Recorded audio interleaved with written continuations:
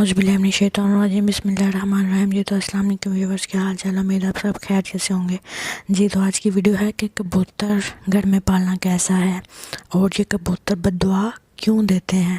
تو سب سے پہلا جواب ہے جی، کبوتر گھر میں پالنا بالکل آپ پال سکتے ہیں، کسی کا شوق ہے گھر میں کبوتر رکھنا یا اس کو پالنا، لیکن اگر وہ سارے اس کے حقوق پورے کر سکتا ہے، اس کو وقت پہ دانہ ڈالے، اس کا خیال رکھ سکتا ہے اور اس کی کیئر کر سکتا ہے جس طرح کرنی چاہیے، اس کو دھوپ چھاؤں ہر چیز کا خیال رکھتے ہوئے اگر اس کو گھر میں رکھے گا تو بالکل یہ کار ثواب بھی ہے، اور دوسرا یہ کہ اس کا شوق بھی پورا ہو جائے گا۔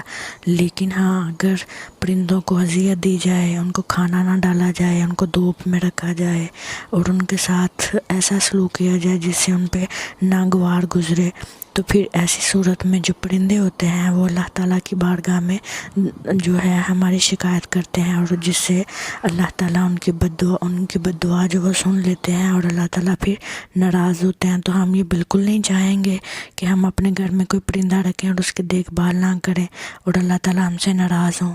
تو اس لیے ہمیں چاہیے کہ ہم پرندوں کی دیکھ بھال بھی کریں، باہر نہ کہ گھر میں، بلکہ باہر کے پرندوں کو بھی گرمیوں میں پانی ڈالیں، دانہ ڈالیں اور ان کا خیال رکھیں۔